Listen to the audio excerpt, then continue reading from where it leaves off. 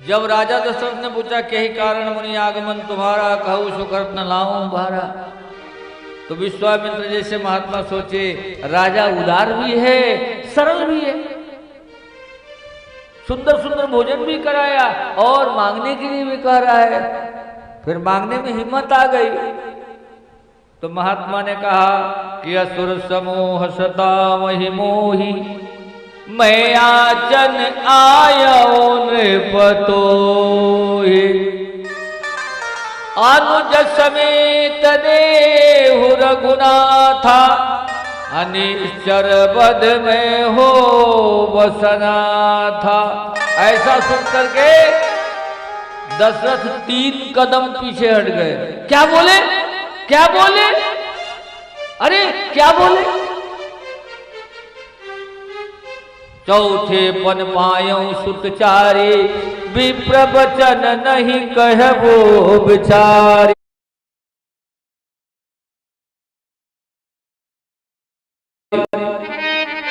आपको पता है कितने मुश्किल से मेरे यहाँ संतान चला है, ये सूरज कुल रघुकुल चला है। आपने तो एक बार में ही मांग दिया। मांगो धेनु धन धन कोसा, सर्वथ देत मोहि नहीं रोसा। मांगो धन धन धेनु धन कोसा, सर्वस्व देत मोहि नहीं रोसा। देह प्राण ते प्रिय कछु नाही, असो मैं देव निमिष कमाही। आप मेरा प्राण मांग लो, मैं एक पल भी नहीं लगाऊंगा, अपना सर काट के तुम्हारे चरणों में देता हूं। लेकिन राम देत नहीं पनई गोसाई, मैं राम को कैसे दे दूं? आत्मजो रामा, मेरे तो आत्मज है राम, आत्मा है। किसी शरीर से आत्मा निकाल दो तो शरीर का कोई अस्तित्व रहेगा क्या? नहीं रहेगा। इसलिए मैं राम को नहीं दूंगा। महात्मा विश्वामित्र ने कहा महाराज दशरथ, अहम नहीं वो याचका, मैं याचक नहीं हूं, अहम विश्वामित्रो, मैं गादितने विश्वामित्र हूं।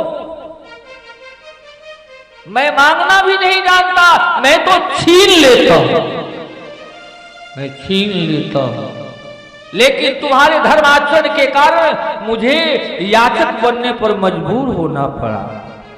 मेरी याचना को मेरी निर्बलता समझने का प्रयत्न मत करो। मैं वही विश्वामित्र हूं कि तुम्हारे इसी कुल के द्वारस कुल उत्तमा हरिश्चंद्र को मैंने भंगी के घर बिकने पर मजबूर कर दिया था। विश्वामित्र को क्रोध को देख करके पूरी अयोध्या थर-थर कांपने लगी। पूरी अयोध्या की प्रजा और सभासद काठ के जैसे खड़े हैं, जैसे जड़वत खंभे बना दिए गए हों। किसी के पास कोई उपाय नहीं था। जब कोई उपाय नहीं दिखाई दे, तुम्हें कहीं से रास्ते नहीं दिखाई दे, तो अपने गुरु को याद करो। गुरु उसी समय के लिए होता है। और मैं एक भाग्यशाली महात्मा हूं। परमात्मा के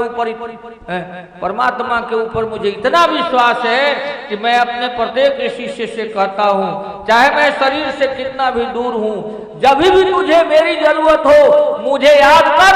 अगर तेरे सामने मैं नहीं दिखाई दिया तो मैं महात्मा ही नहीं हूं। बोलो श्री रामचंद्र की जय।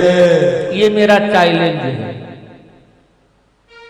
साधु साधु होता है, जब वो साधक बन करके ईश्वर से संबंधित हो जाता है तो वो कहीं भी कभी भी जा सकता है, कहीं भी जा सकता है। इसलिए सर्वे चैतन्य हो, चैतन्यता से करो। गुरु वशिष्ठ को याद किया दशरथ ने, तुरंत उपस्थित हो गए। हाँ हाँ, विश्वामित्र को रोकते हुए नहीं महाराज।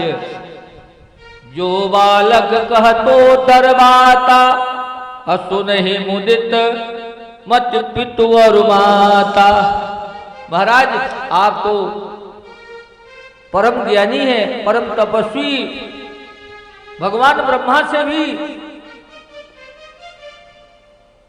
उत्तम तपस्वी हैं आप।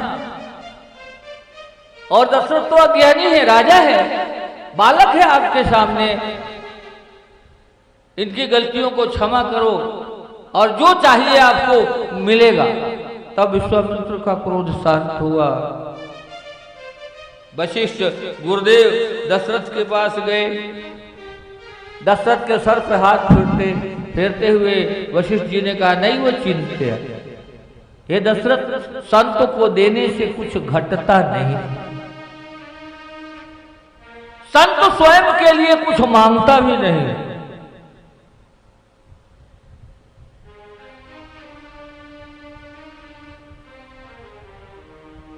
ये तो परहित के लिए ही अपना जीवन समर्पित करते हैं। परहित द्रवहि संत अभागी, वो तो दूसरों के लिए ही अपना जीवन दग्ध कर देते हैं। इसलिए आप चिंता मत करो, आपके पुत्रों का कोई अहुत नहीं होगा। दशरथ ने कहा, महाराज कैसे नहीं अहित होगा? कह निश्चर अति घोर कठोरा, कह सुंदर अति परम किशोरा। सुन गिरऊ प्रेम रस सानी, अहृदय कंपमाना मुनि ज्ञानी। कहा वो कठोर निश्चर, कहा मेरे सुंदर राजकुमार। वशिष्ठ जी ने कहा, नहीं दशरथ, ऐसा नहीं है।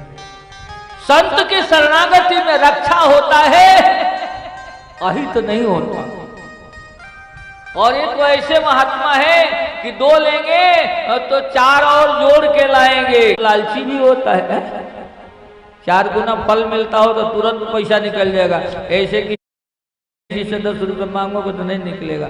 अब कह दो 4 गुना शुद्ध दूंगा, अब 5 दिन में 4 गुना दूंगा तो तुरंत सोफे के नीचे से निकलना शुरू हो जाएगा। बोलो सियावत। जो मुनिवर दोई सुत ले गई है, कहब हमार चारी कर लई है।